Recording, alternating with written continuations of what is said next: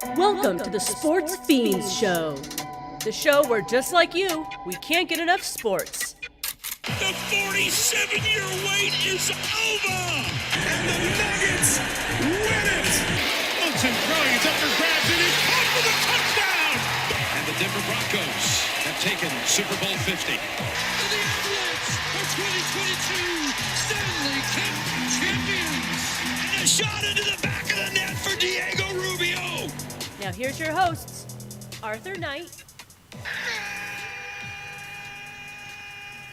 Welcome to the Sportz Phenz Show, the podcast where every week our panel of sports enthusiasts bring you fan perspective from a mile high. Denver, Colorado. I'm your host this week, Mark Perez, standing in for Arthur Knight.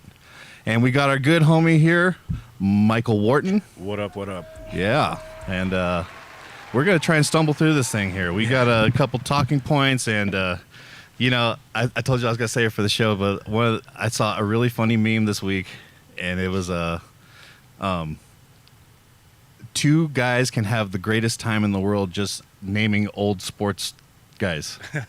Yeah, that's very, very true. Dude, I can't, like, in the past 10 years, I can't tell you how many times I've just sat around with dudes and just been like, oh, Chris Mullen, dude, you know? Or Remember like, Mahmoud Abdul-Rauf? Oh, dude, naming the 94 team from the Nuggets. I've done it millions of times, and we just, like, laugh, and we're just like, oh, I remember that guy. He was great. That guy was awesome.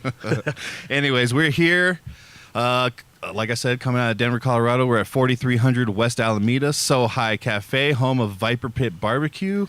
And today we got some ribs, we got some brisket, we got some burnt ends, we got home style mac and cheese, all the fixins. Got some beans and wings. Beans and wings, dude. Meat beans. They're What awesome, man. What else do you need other than beans and wings, dude? Yeah, right? Oh, yeah, the smoked wings are amazing. So come on down here to So High. That's what we got right now. Soon there will be expanded hours, extended menu, and we're all excited for that, and we'll give you the skinny on that as soon as that comes around. We're also brought to you by Envy Vision. They are at 700 South Buckley Road, Unit K in Aurora, Colorado, 720-762-4290, and tell them that the Sportz Phenz sends you. And I forgot their they have a whatchamacallit. Here, I got it. Hold on. Wasn't it like We See You? We see you. Yeah. Envy Vision. We see you. Thank you for sponsoring the show. But anyways, so yeah, we've been, me and Mike have been talking back and forth. Me, him, and Arthur used to be in a hip-hop group called Made Fresh Daily, so that's kind of like where we know each other. This guy's an amazing cook. I think you show dinner pictures every other night. I'm like, damn, I wish these guys would adopt me so I could eat some of their food. Yeah. Oh, yeah. So he's an accomplished cook, a nice rapper. We watch sports religiously. Ball is life. So all day long. So like I said, it's funny. I've been up the hill with my parents at the casino all week. So it's funny because it's nice that these games go so late because I'm just sitting there bored as hell, just watching these summer league games. So I've been watching quite a bit of the Nuggets summer league, and I don't know if you have anything that stands out from any of that right now. I mean, I do have a question, but yeah. What did Deron Holmes get a double-double?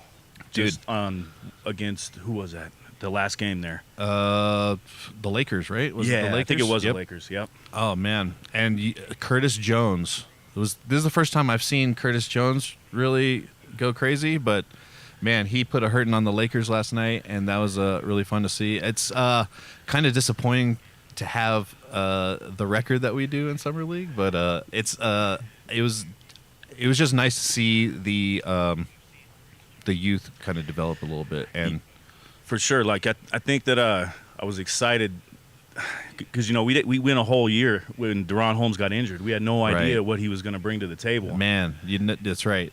And honestly, maybe the wins don't matter too much in Summer League. We're just trying to see if we got at least one or two gems coming out. You know what I mean? Yeah, for sure. Some young guys coming up. Absolutely. And now that I see Deron Holmes. Yeah? Yeah. Okay. Deron Holmes. Yeah. Yeah. Deron. Man, I think if we would have had him last year, he would have filled in a little bit of that KCP hole and you know what I mean. Yeah, for sure, for sure. Now we're talking. Yeah, The vacancy that KCP left behind. You know what I mean. he does have a really good all-around game, right? You know what I mean, Yeah, it's crazy. Just his size and then his ability to push the ball is pretty amazing. I haven't really checked out his defense. I'm not really high on know his defense numbers really, but I think he might have a few blocks that Cool. that occurred. right. He's like a 3 and a 4 body. You know what I mean? Yeah, for sure. His size is definitely a big advantage for him, and his sort of athleticism. And there is maybe like a little bit of hesitation I saw, just because I mean it's got to be weird trying to get back into the full swing of things after your Achilles snapped. But I know. I'm pretty impressed, and I'm kind of excited. Just overall what he can add to the Broncos, or I mean the Nuggets depth. Yeah, for sure, absolutely. No, and you always got to take summer league results with a little bit of trepidation here, because it's like who was it? Hunter Tyson last year was ripping it apart. Oh, he was killing it. And now it's like, oh man, I feel bad for the guy because I don't know where he is. I haven't seen him really, and I don't know if it's because he hasn't worked on his game or if the talent is just getting that good around him. You know what I mean? Like Calvin Booth put a lot into developing young talent, and now we're here to the point where some of them can maybe start contributing. Yeah, I hope so. I mean, a part of me feels like that was kind of a bad game plan, especially considering like sort of we're steering out of it. Coach Malone's sort of philosophy. You got one guy on one end. Calvin Booth was talking about, well, we're not looking for back to back, but we're looking for some, to develop these guys and get a few championships over like a 5-6 year span.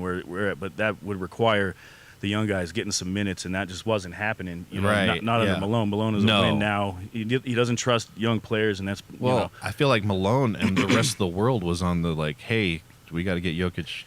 Yeah, the window right now. It's exactly. We can't waste that.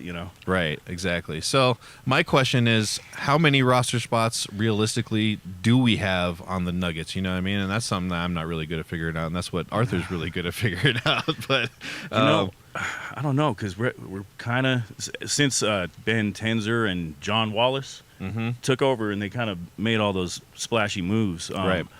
The roster's full. We got our starters. They're pretty much set in stone. Obviously, we got Cam Johnson in here now, and that's also another thing I'm pretty excited about. Yep.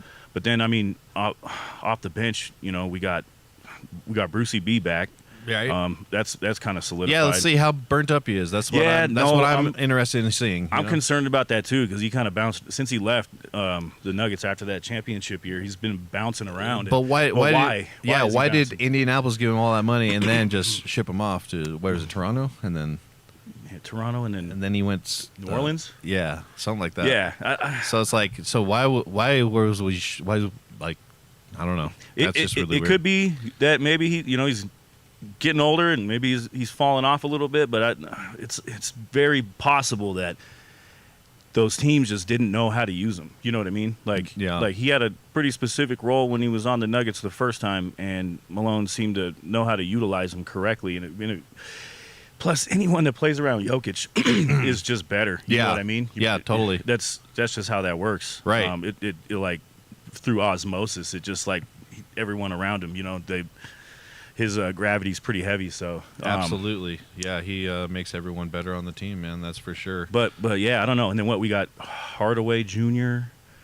and then Watson, Strother. I think Strother made some big steps last year when he was able to get some minutes. And there was even a couple games where he was out of this world. And maybe it's just a matter of he's still young, and it takes time for him to get that level of like comfortability before he can really start doing that on a consistent basis. I don't know. Yeah, for sure. But I'm looking forward to him. Absolutely.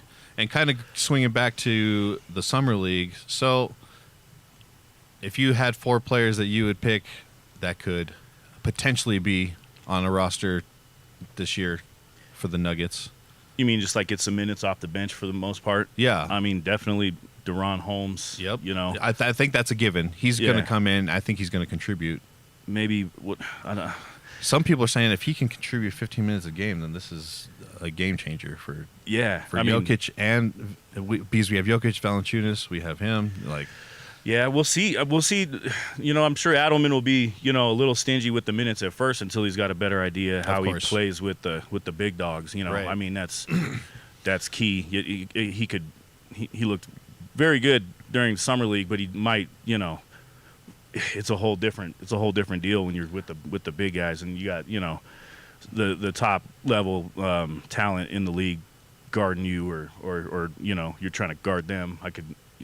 Maybe he might fall apart. Right. I hope not. But yeah, it happens. Yeah, no, it's great to see DeRon Holmes come out because when he got hurt, I just kind of just put him out of my mind. I was just like, I can't think about him because then I'll just all season long I'll just be like, if we had him, we'd be, you know, I mean, which is, you know, yeah, he's either here nor there. Yeah. So I'm excited to see him come out. Another person I'm very excited about on the roster, and who's also he came in the playoffs and made plays and was and whenever he came out, they said his name constantly. It was Spencer Jones. Yeah, that was the next name I was going to say too. Nice, dude. Yeah, those. I mean, I think those two are pretty top deserving spots as far as like you know, people who and you know, Spencer was already on the roster at the end of last year, so yeah, like I don't know, but like I said, we have the new free agents, so I don't know. Like I said, this is all hypothetical.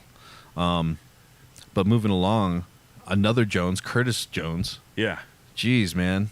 Well, like I watched the highlights and he was burning up the Lakers. Yeah. It was crazy, dude. Like I couldn't believe it. And I guess he had a good game 2 nights before that or something like that, which I might have been watching, but I just didn't notice that. It's funny when you key in on certain players, you kind of just miss all the other stuff. Yeah, know? right. Yep. But so yeah, there's Curtis Jones. So and then there's one last guy, and I can't remember who I had. I think some people. So, did Tamar Bates end up getting hurt? Is that? Do you know? Do you? Oh, okay. I think Donovan Williams. He has that tall, lanky, new NBA build that I think is going to be crucial. Yeah. You know what I mean? You know, Minnesota had a bunch of those tall, lanky dudes. The OKC, you know, yeah. It's just like that's their bread and butter. It's this new build, and they're pesky on defense, and they can play all the positions, you know, on the offense. So big and quick, right? Yep. So, I mean, right there's 4 guys I think that can come on the roster and you know, maybe play with the big boys. I'm not sure. There's just not a lot of room for dude. I know. I mean, anybody. You know, crazy. That's crazy roster, man. Yeah, I'm pretty impressed so far with what the new, like the 2-headed dragon sort of general manager situation kind of put together in such a quick, you know. Yeah, me too, because I was very skeptical at first. I was like, I felt like it was. What are they doing? You know, right? No, yeah, I was a little worried, honestly. I was just like. I was like, "This is what you came up with," and you know, and it seemed like it took forever to make the decision, you know. Right. But it kind of, so far it's working. So I'm gonna keep you know, positive about it. But exactly. Yeah. Hate to see Mike go, but it opened up the. That's still. You're back and forth on Mike, huh? No. Oh, Mike Porter. Yeah, MPJ. I was back and forth on him, yes, but at the end, I was at the end of the season, like the regular season, I was a pretty staunch supporter of him. But we were playing with half of a mic in the playoffs. Yeah, and towards the end of the OKC series, like I mean, we were limping through that thing. You know what I mean? Oh with yeah. No bench. No. Mike with the diaper on his shoulder thing that he had going on, you know. it was hard to watch, man. Yeah, it was. And they still gave him a run for their money. So that puts a lot of confidence in me that this is probably going to be a pretty good season. And I mean, Nuggets are going to be a problem. I was campaigning since last offseason and then also this previous season at the trade deadline to get Valanciunas in here. Really? So when Oh, okay.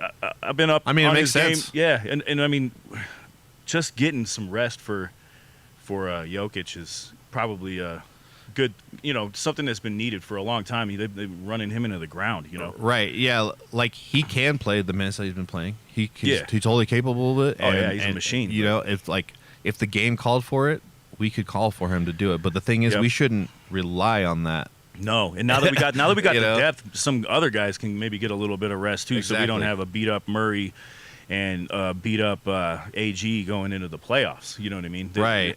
And I don't necessarily. I'm not really talking maybe about like load management, even though I wouldn't be opposed to that happening. Yeah. But I think that Valanciunas here is something I've been wanting for a while. But and then I got my wish, and now I'm a little bit weird on it. Like I know. Oh. You know what I mean? Yeah. Well, because of his whole going to.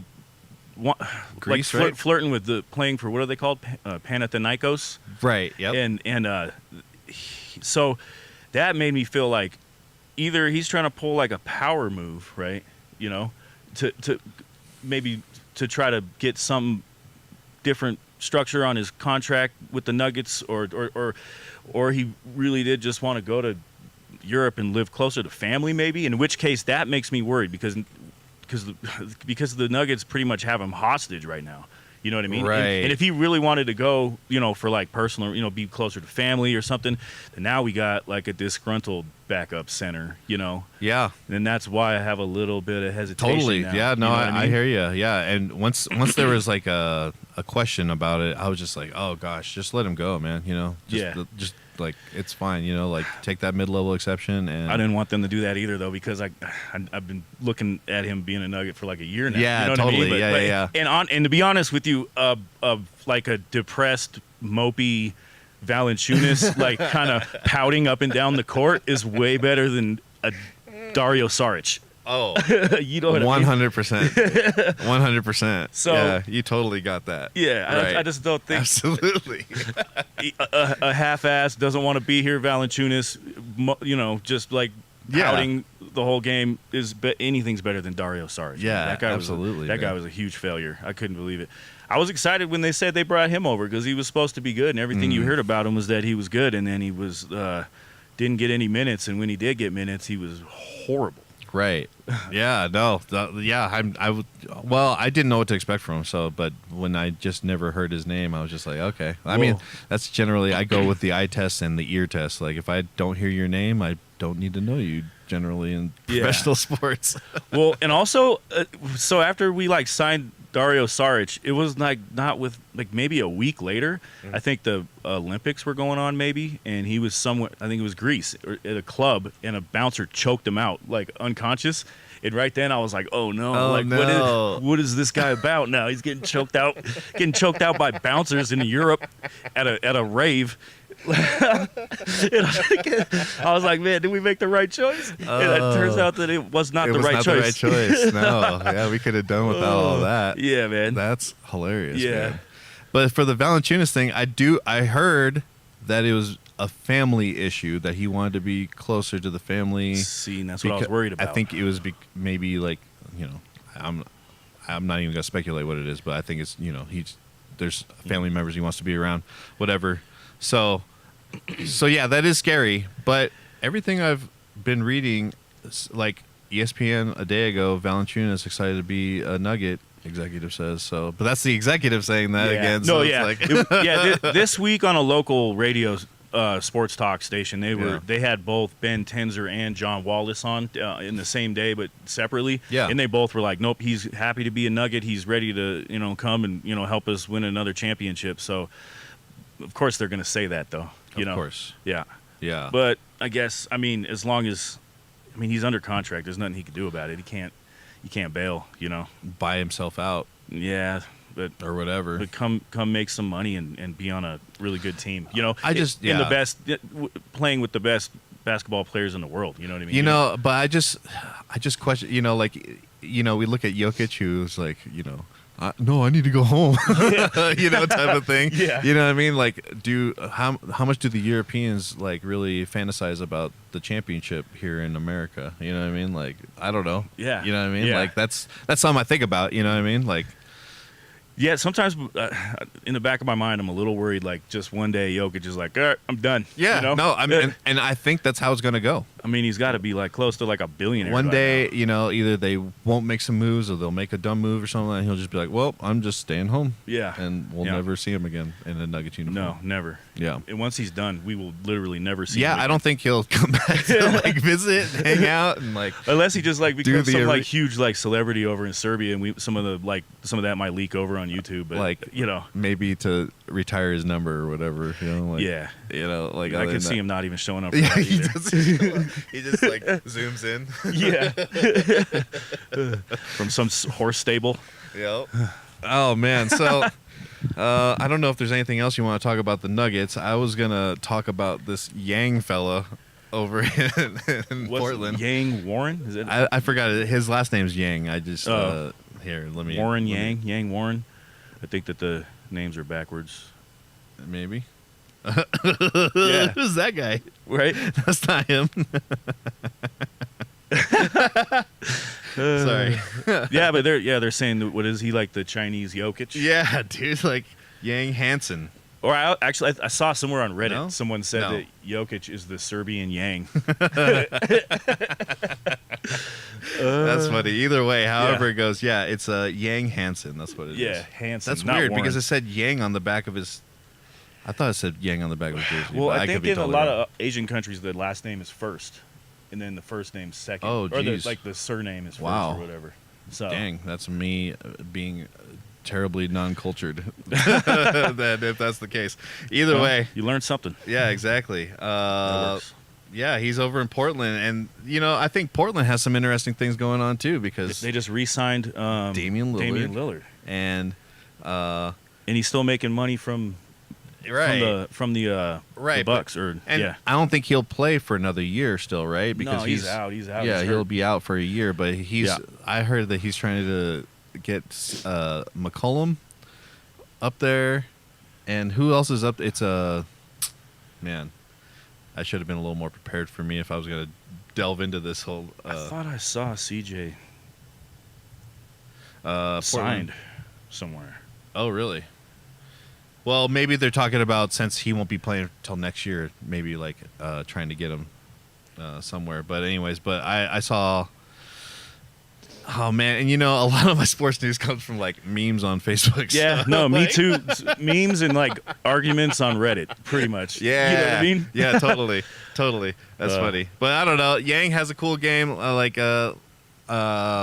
In the games, they weren't winning generally, but his game resembles Jokic, and it feels a lot like that to me. Yeah. Like I remember when Jokic first came around, I was just like, man, this kid is good, but like he's like kind of weirdly not, just Yeah. because he was just so weird, slow, and like lumbering, and like Yeah, kind of skinny at that point too, and not be able to kind of push people around like he is now. But he definitely developed. But like I think being able to see passes like that is a gift in basketball. You know what I mean? yeah. He Like, seems like he's got some court vision, especially for how young he is. Like, Yeah. yeah. for sure. And Yeah. and he's still gonna get ate up by Jokic though. Yeah, If they ever meet each other on the court, he's gonna Yeah. get eaten alive. we'll see, man. That'll be fun. We're gonna have a lot of battles with Portland. Them Yeah. being in our division and all. So it'll be kind of cool to come back around and visit that. Yep. But yeah, as far as I watched a little bit, I watched like the Lakers and the Celtics, and I didn't really come away with anything from there. Yeah. What do you think? Do you think this is LeBron's last year, and is it going to be in a Lakers jersey? Boy, I don't know. I don't know what he's gonna do, and I don't really care. I respect his game. I respect his legacy and his career. And he's done something that's never been done before. But I just everything about LeBron just rubs me the wrong way.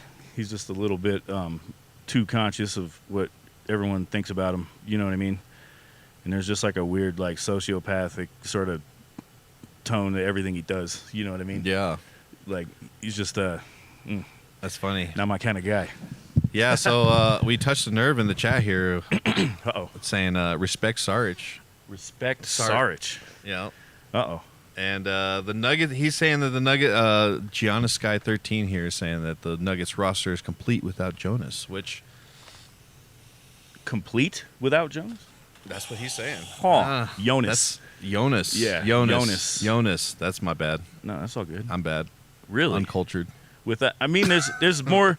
Hey, it's even without him, there's more depth off that bench than there was. You know what I mean? But I think Jonas really rounds things out.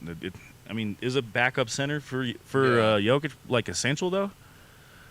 Absolutely. I mean, yeah, no, and now Najee can play the 4. We don't have to play him at the 5 and have that ridiculous thing go on that was going on for a while.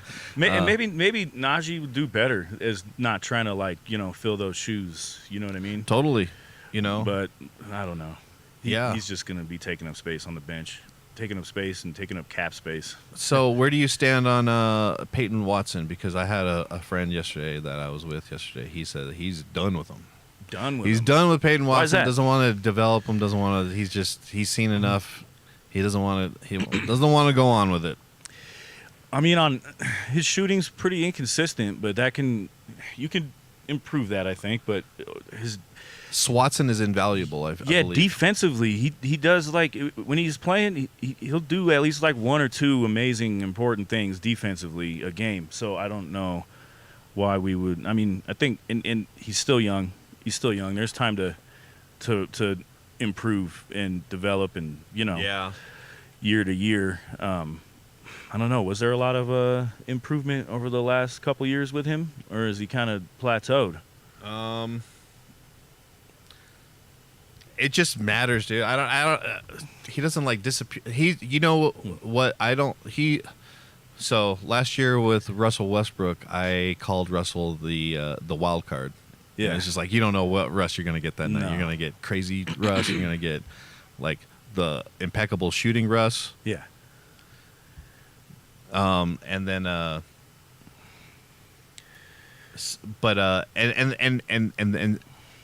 extended that name also to Peyton Watson because he also has that erratic. You're not sure if he's going to make the layup energy. Yeah, right. Yeah, don't necessarily trust him on offense, but I mean, he's got value at defense big time. I mean, he's right. They don't call him Swatson for nothing. So exactly. So yeah, I'm not done with him, but let's see. Gianska, your friend last week say exactly the same, that the roster is complete even without Jonas. Oh, okay. Well, that's what Arthur was saying last week. So. Yeah, and if I remember correctly, wasn't Arthur a little bit soured on Valanciunas and kind of playing games? I think he was just like we were. If he doesn't want to be here, then we don't want him here. We don't need to inject drama into this team. We have a very just the culture, and just the chemistry, exactly. and that's a big exactly. Those are the words. The locker room is pretty harmonious, and so that is something to think about. Is that having, like I was saying earlier, Jonas just mad to be here, that could kind of upset the ebb and flow in the locker room a little bit, Sure. You know? Exactly. Yeah, no, I don't want him moping around. Yeah, exactly. And if he's gonna be sour on all this thing, then let's just. And that Jokic would not be cool with that either. You know what I mean? Oh no, he'd probably have an issue with that.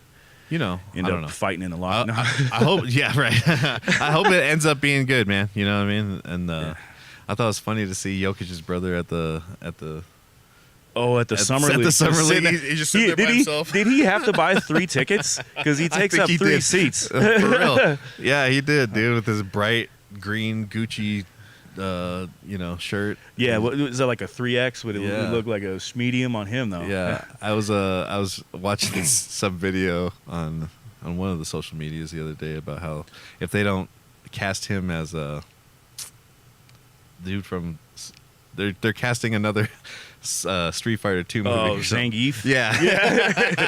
Yeah, I can see that. I heard a funny story this week. I guess, Scott Hastings. Yeah. He said somewhere around maybe Jokic's 3rd or 4th season, Tim Connolly was telling Scott Hastings that Strahinja Jokic had approached Tim Connolly one day and was like, hey, when we wrestle with Jokic, his hamstring gets a little bit stiff, and so we're wondering if you could have like the trainers like do something about that. And Tim Connolly was like, "Yeah, we can." Wait, you what? You what? Like, I guess they're like pushing the furniture up against the walls. But this is back when they all him and his Jokic and his two brothers lived together in a condo somewhere downtown, and they would just push all the furniture up against the wall and just go at it, like, you know what I'm saying, like a Royal Rumble style. That's funny. Telling the trainer his injuries. Yeah. He's like, I injured him a little bit. Like, can you do something about that hamstring so he can like wrestle more with us? Oh, It's like, jeez. I don't know if he's that's good for his contract. No, right? Yeah. no. Yeah, that's funny. Wow. Okay. Yeah. Saying the MPJ leaving may be bad for the chemistry in Denver. He played injured. I don't know. He was a soldier for doing that, and Totally, I dude. know that the guys in the locker room liked him, but you know what? I don't necessarily think that like pulling away MPJ is going to affect the chemistry in the. I don't know how that. For 3 years in a row, he was gone in the playoffs. Yeah, he Literally, disappeared. like He disappears the in championship playoffs. year, he was barely there. And then he has like the size, like he could. Sometimes I felt like there was a lack of effort on, especially like on the defensive side. I mean, he's great. He's a great rebounder, and when he's on, he's an unbelievable shooter. And He was you always know, lost on defense. a it seemed huge like. asset. But he also doesn't. He wouldn't make his own offense. He had almost like the offense had to come to him. He had you know? that catch and shoot. Yeah, you that's know. pretty much. And so, and I'm sure that he was part of the core. You know, he was drafted by the Nuggets, and he, you know, they're probably friends, but I don't know the Mizzou necessarily. connection, the Yeah. all that whole thing. I just don't know if pulling him out is something that would affect chemistry. Injecting something maybe toxic could affect chemistry way more. Totally. Like, which may be something that like was what was going on with Russell Westbrook a little bit, because I don't know how he's a huge personality. You know what I mean? Yeah, and he would fire him up too. You know, Yeah. he was great for morale during games and like Yeah, and play that vet role and like, you know, talking up the young guys, trying to get them some confidence and stuff like that. But also, I don't know if he was butting heads with Murray, or because Murray's already a kind of a grumpy sort of, you know, a little bit of a live wire, a little bit, you know. Yeah, totally. But I'm excited for that Curtis Jones to develop and come in. You know, yeah, we're gonna have to start looking for a point here in Denver soon. Here, you know what I mean? And Yeah. I don't know how soon. I don't know if injury's gonna dictate it, or if attitudes or performance is gonna dictate it, and we have to just get him out of here. But or he retires. yeah, Yeah. I don't know how that ends. But that's one of my main concerns for the Nuggets is finding a point guard. Yeah, I mean, After Jamal Murray, yeah, because it's going to happen, and it's either going to happen in the middle of a season with an injury, or we'll be able to say bye amicably at the end of the season or something. You know? But like, yeah. Well, hopefully he can. I just don't know how many more seasons he has, but if he comes to play this year, Yeah, and I don't know why he's with like, the depth, why he doesn't seem more durable, but and it always seems to be fighting some sort of injury. I don't know if it's a dedication thing or if it's just yeah, I wonder, like how much he works in the off season and all that stuff. And Yeah. I don't know, you know what I mean? Like, yeah, it's dude, the NBA season is so long that I don't blame these guys for it, but it's just. I don't blame these guys for taking breaks, Oh, yeah. Because, man, Yeah. that season is grueling, dude. 80-something games, right? Well, hopefully this depth can help. Right. I think, that's the thing that's going to carry us Yeah, is the depth. Dude. Yeah. and I'm excited though, because I mean, if it's very exciting. if an injured, Nuggets team with no bench can take OKC to 7, then this is a clear improvement. I mean, there's no way around it. Absolutely. Hate to see MPJ go. I like him as a person. He's a good guy, but I think we got like at least a comparable player in Cam, and he's Yep. he's seems to be pretty cerebral when it comes to basketball. moves a bit more. Yeah, I think he's going to be better defensively. Creates his own offense. Yes. You know what I mean? Yep, exactly. Which I think Jokic will like to take advantage of that for sure. Yeah, big time. For sure. Let's see here.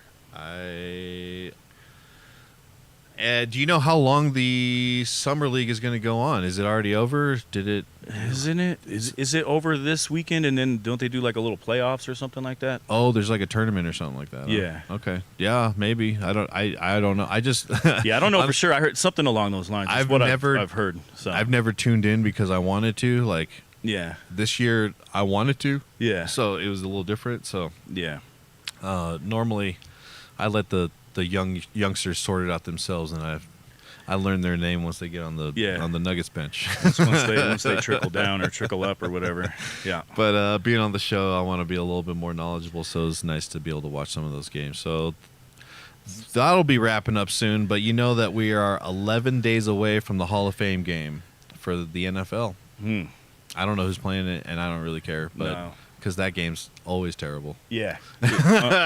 Borderline unwatchable. Oh, dude, absolutely. I mean, most preseason is pretty much that, you know. Besides the first quarter or the first couple plays that they let the starters come in and do the thing. I'm not even big on, like, watching the preseason because, you don't want to, like, you got to take everything with a grain of salt. They're experimenting. They're moving stuff around. They're trying to get a feel for, their what's to come, so that watching and seeing a loss, but you gotta watch it in like summer league mode. Yeah, exactly. Exactly. But it usually I end up watching it anyways, even though I'm not big on it, just because by that point I'm just fiending for some football, dude. Oh yeah, you know what I mean? No, yeah, and anything, just whatever.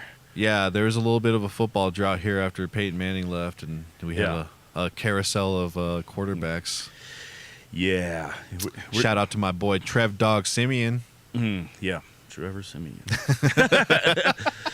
Oh, boy. I like the way you said that. Yeah. It's like, oh, yeah. That's Trev how everyone Dog. else reacts, too. Yeah, that was okay. My favorite picture of him is with the mullet. When he played for the Jets, he had this like picture of this magnificent mullet. And I can't even picture him with a mullet. That's hilarious. It's so good. Anyways, enough about my favorite player, Trev Dog, there. But we're kind of in the slow part of the season, aren't we, or the year? Totally. Like, as far as it's like a sports drought. Like what? Well, I mean, MLB's going on, but what do we have to be excited about right now in Denver? Well, I mean, the off-season moves for the Nuggets, which we just talked 30 there's that, on, but so. But it's dead right now. It's totally dead. Well, I mean, and it's especially vacant because the Rockies are historically bad. Yeah, 24 and 74 right now. and as I'm looking right now, they're getting smoked by the Minnesota Twins. It's 5-1 at the top of the sixth. We watched them get beat in real time. It was 0-0, and all of a sudden he hit refresh and it was 3-0. Yeah, I was like, what happened in like 3 seconds? Yeah, but sadly enough, they are still in the top teams for attendance. Yeah, like it's crazy because there's like teams out there that are way better, and their stadiums are empty. But I mean, Coors Field's pretty cool, man, and it's a fun time. Even if they're losing, it's kind of there's a lot going on there. It's a good time, I've been on a firm Rockies boycott since 2019, I believe, 2018 or 2019. I was pretty early on. Once they started messing around with Arenado, even before they let him go, I was like, they're already messing with him. I'm done. Done. I don't think that they even have any interest in trying to improve this team. You know what I mean? They've been on autopilot for a long time. Oh yeah. They need to be getting young guys and developing them. And try to have some sort of like quantifiable or measurable improvement year to year, even if it's not great. Eventually it could lead to something good in the future. Put a good product on the field, but they don't have any motivation to put a good product on the field because people go to the ballpark anyway. You know what I mean? Oh yeah, totally. It doesn't matter what they put on the field. They're making money hand over fist. They're making money being the farm team for Boston, New York, the St. Louis Cardinals, Dodgers.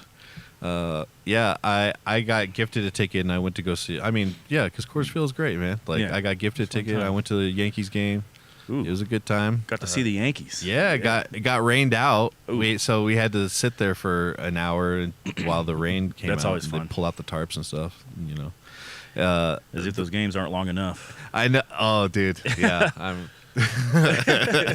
Yeah, and we stayed to the end too, so it was a long day at the they've made ballpark. some moves to kind of speed up the games a little bit, I guess. That I like. That I like the whole shot clock for the pitch clock. And yeah. That was a good idea. And I guess at the All-Star game they tested out the challenge system where there's just basically like a robo ump that they can go to in case like the umpire at home plate made a bad call on a pitch. Oh, wow. Yeah, so it's just like, computers. Robo ump challenge. Huh? Yeah. That's crazy. And I think they used it like a handful of times during the game, and people are like, dude, this is Whoa. amazing. Why don't they need to implement it in the regular Well, season? I always said that, like, even just with the TV cameras and how they have the little box and everything, like, Yeah. that's from home, you're like, no, that is a strike. What are you talking? But at the same time, maybe is part of the charm of baseball, the fact that the umps do get it wrong sometimes, and then there's managers coming out and kicking dirt at them, and arguing, I mean, getting ejected and stuff like that. I mean, I don't know. there was a lot of heartbreakers in basketball before the challenge came in. You know what I mean? Where it's like, dude, that was obvious, man. What are you doing? Like, I mean, so I don't know. I think it would improve the game if they implemented that, full time. But It improves the game. It takes away the nostalgic. There's a lot of purists out there that are probably not like that at all. Get off my lawn. Yeah, sort of deal. The vinyl audiophiles of baseball. Yeah. Oh, boy. That's funny. So yeah, the Rockies, they're terrible and not really much to talk about there. No, and I think they're just bad enough that it's almost historical, but they're not going to like break the worst team ever record. So then it's just, like I'd rather they go all the worst at everything. Yeah, just go all out. It just lose every game. Like make it historic. Don't make it just really bad. You know? Like, lean into it, man. I mean, just embrace it. Embrace who you are. Absolutely, dude. Absolutely. But yeah, we got we kind of veered off to baseball just because, I mean, the Rockies are always fun to dunk on. Yeah. Yeah, they're doing absolutely nothing. It sucks, dude, because I when baseball came, I was like, oh man, yeah, baseball's coming. Like, this is great. This is gonna be awesome. Pena helped him get it in here and all that. And I used to be a pretty big fan when I was a young buck. Like I was actually at the very first home opener. Hell yeah, dude. That's tight. Yeah, it was at Mile High. Yep. I still have the ticket and everything. I got some Coors Cutter with the inaugural Coors Cutter. I don't know if you remember that beer. It was like some weird, like, it only came out for a little bit, but it has like commemorative Rockies stuff on the outside. Yeah. And so like back then I was a big fan, and I just but it's slowly then you realize, I don't know, and I forgot who's the guy that passed away early on, that they always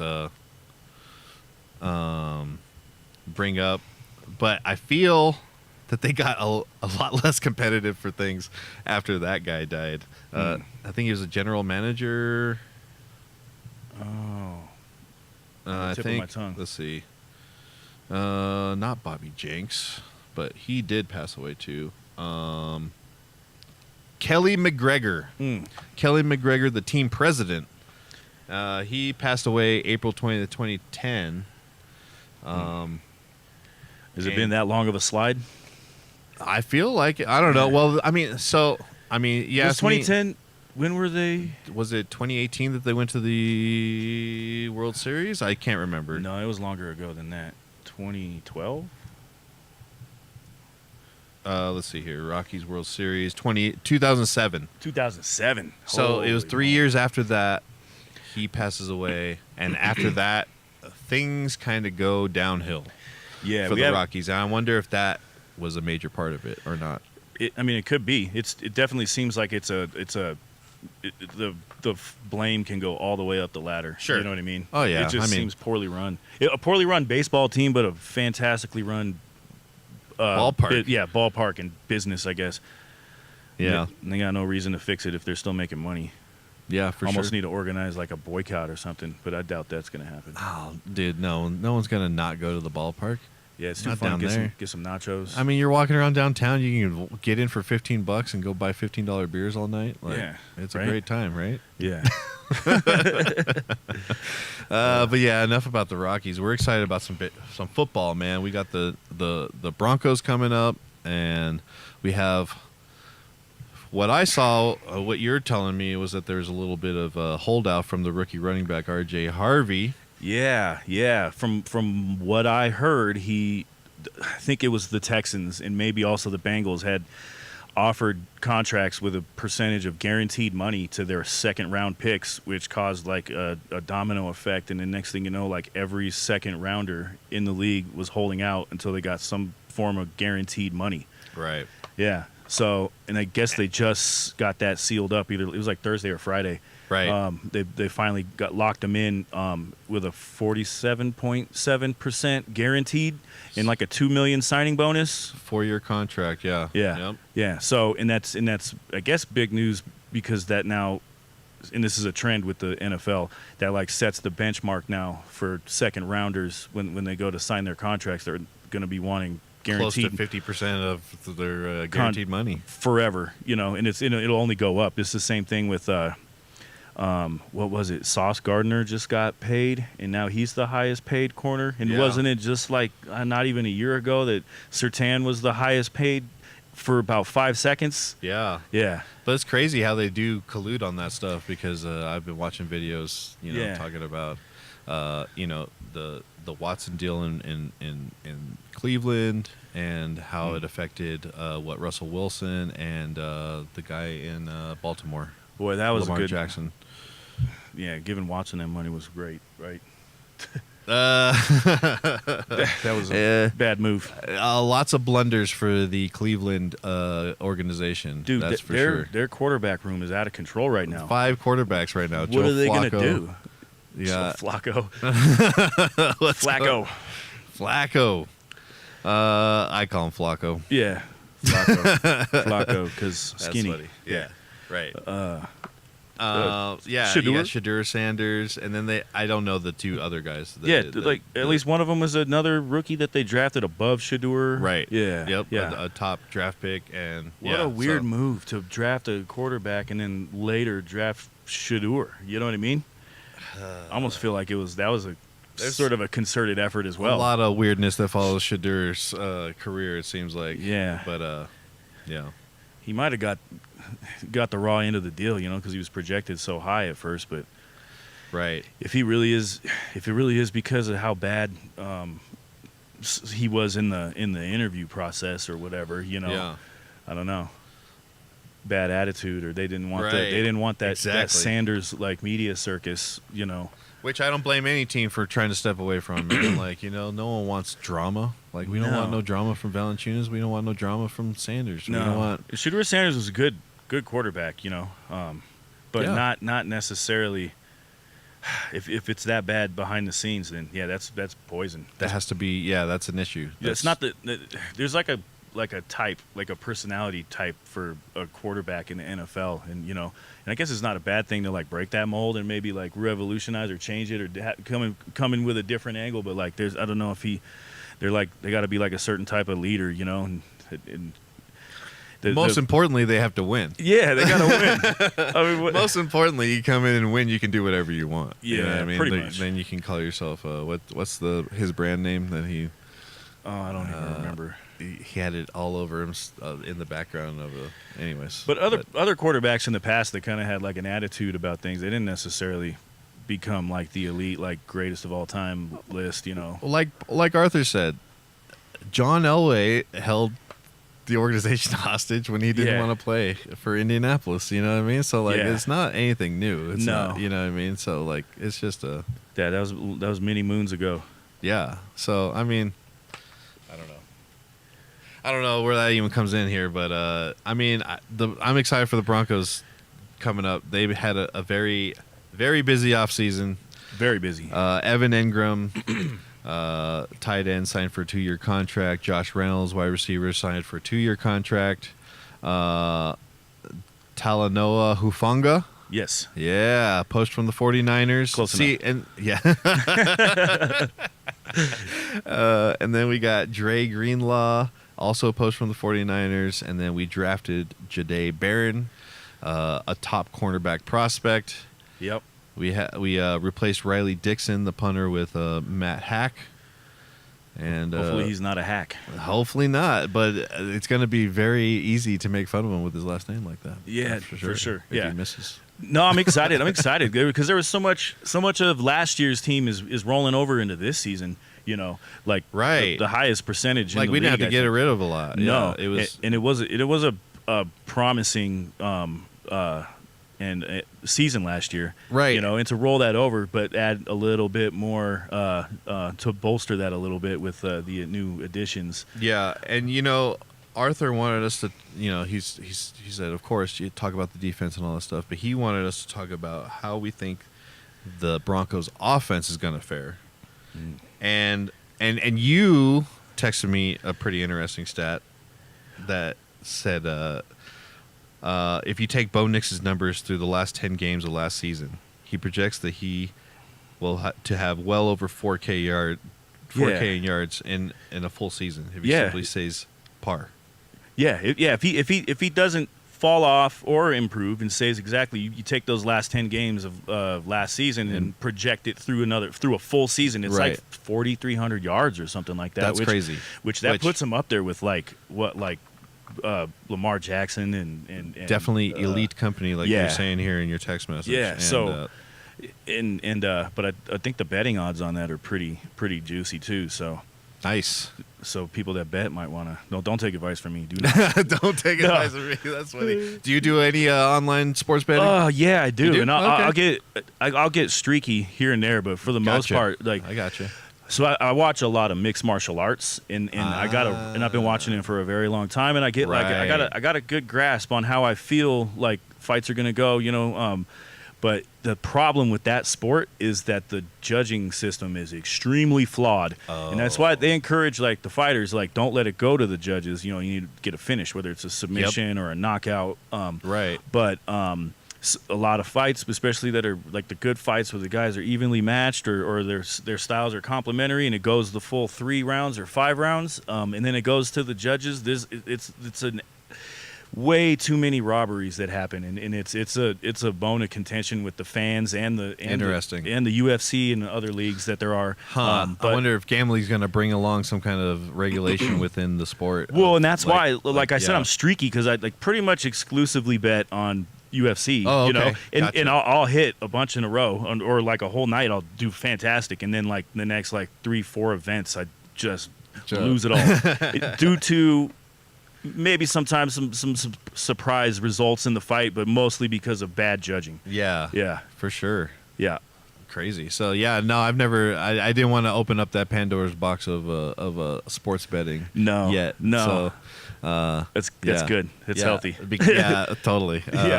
I live vicariously through all my friends. They send me all screenshots of their parlays and all that stuff. And I've never got a parlay to hit. Rooting for you, bud. I don't even do parlays anymore. Well, and I don't bet more than just a few dollars here and there. You know, keep it fun.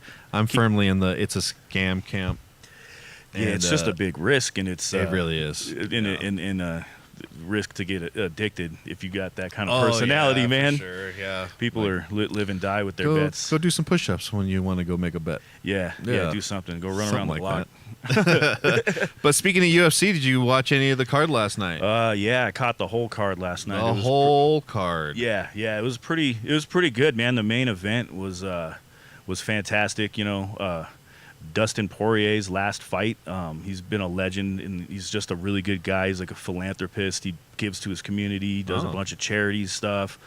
And he's always just pretty much been a class act, you know, behind in the ring and just, you know, with his peers and colleagues, because that sport definitely can lead to like some people having a pretty toxic personality, and a lot of it I think is just fake or for show. It's kind of like, you know, they got to sell the fight, you know. So totally. But Dustin Poirier has always just been just like himself, just a really good guy, family guy, and he was fighting Max Holloway last night for his last fight for the BMF belt. You can infer what that stands for.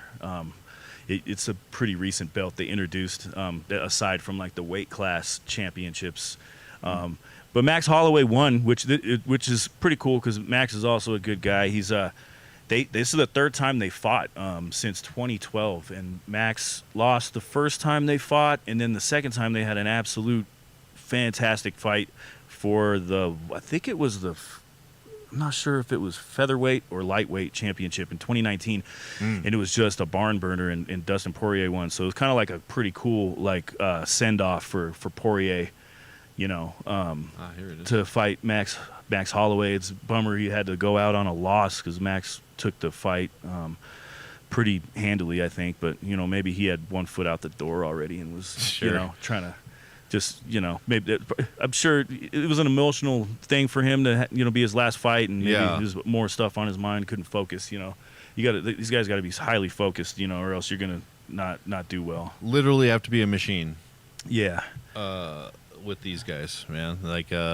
I'm always impressed with how serious these guys take their health and regeneration and there's some of the it's funny because the sport originated in it was basically just like a pit fight, just and it was brutal, and they were gluing shards of glass to their bandages. It was I don't think it was ever that bad, but it was definitely just a no holds barred sort of thing. And I think the idea was they were like, well, let's pit different martial arts against each other and see which one's the best, but it turned up really early in the sport that it was Brazilian Jiu-Jitsu was going to dominate, and if you didn't know how to grapple, then you were not going to do well. And then as time progressed, they become more of a legit sport, and they got drug testing and rules, and they really got it kind of locked in, and it's a pretty interesting sport. I enjoy watching it. It's just like two guys, they have teams, that they train with. Sure, of course, But yeah, I think they've done a pretty good job of solidifying that it's a legit sport, maybe getting that respect.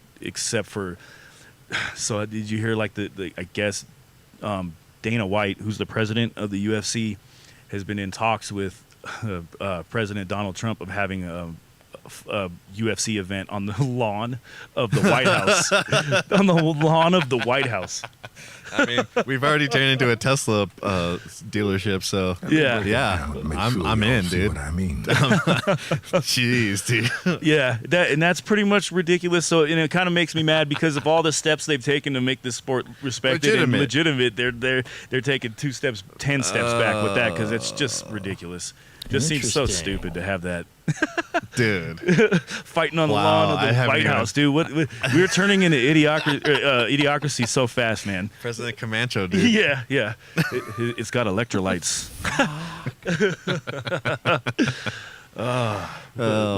So that's that. That's the UFC segment.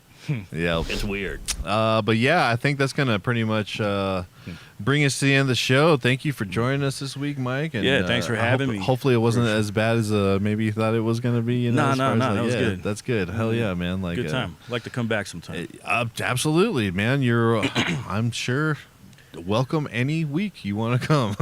Perfect. Yeah, man, for sure. Rondo's got what Pence crave. Oh, yeah. Nice one, dude. Vinny with the save. And again, that's Vinny from So High Cafe, 4300 West Alameda. Come get some barbecue.